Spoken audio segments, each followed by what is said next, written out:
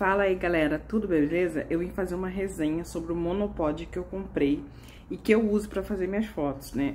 Eu fiz muitas viagens sozinha e aí, assim, tem uma vez você vai pedindo pra uma pessoa ou outra, vai aprendendo como é que pede, pedir pra fazer foto em várias línguas, mas às vezes você quer fazer uma foto um pouquinho melhor. E eu comprei esse monopod, assim, meu vídeo tá até tortinho porque eu não tô usando ele agora pra gravar. Mas eu tinha visto isso aqui numa menina que tava viajando e ela usou.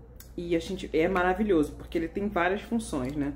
Você abre aqui, ó, você vira, se faz tanto deitado quanto em pé pra usar o celular.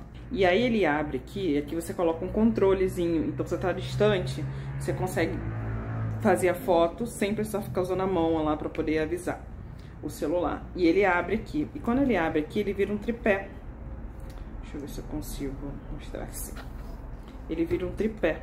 E aí você consegue fazer foto de onde você tá, ele fica bem altinho, não dá pra mostrar totalmente aqui no vídeo, mas ele fica parado, você consegue colocar no chão e você faz as fotos de longe. Então quando você tá bem longe, você vai lá e clica. Gente, é um investimento maravilhoso. Até porque às vezes você tá viajando em grupo, em casal, você quer fazer uma foto, você quer estabilizar melhor, tirar foto de longe. Cara, vale muito a pena comprar. Eu vou deixar o link de alguns aqui que eu acho interessante. Eu tenho 5 desses. Esse aqui é o que eu achei melhor, porque ele tem vários ajustes, assim, não sei, dá pra vir pra cima, pra baixo, o jeito que ele para, eu já testei vários.